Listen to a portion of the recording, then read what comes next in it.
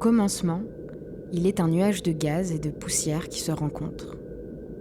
L'attraction gravitationnelle provoque un regroupement de matière.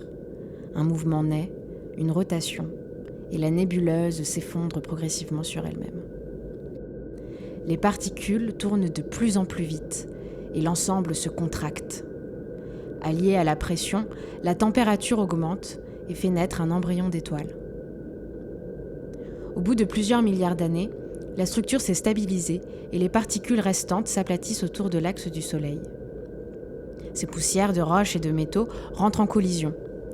À force de choc, la matière grossit, s'accumule. À terme, elle donne naissance à Arbénéré, première planète du système solaire. Avec le temps, le surplus de matière autour d'Arbénéré s'étale en plaques flottantes.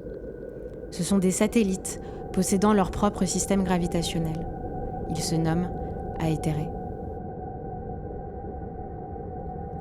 Un deuxième astre tire son existence des particules du Soleil. Il s'agit de Pendatéré. Alors qu'elle n'est encore qu'une protoplanète, elle se fait percuter par une partie de la Terre, menant à leur lente fusion. L'excédent de matière gravitant autour de Pendatéré s'agglomère et se condense jusqu'à la formation de son satellite, l'Érène. Dans l'impact, un fragment de la Terre se détache. Il se déplace à grande vitesse et finit sa trajectoire sur Arbénéré, dont les composants peuvent désormais accueillir la vie. La température élevée, due à la proximité au Soleil, est régulée par les plaques flottantes d'Aétéré.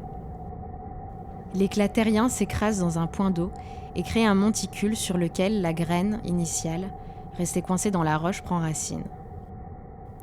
La graine se gonfle d'humidité, ramollit et la chaleur pousse les racines à sortir. Avec le temps, son enveloppe se fissure pour accueillir une jeune tige.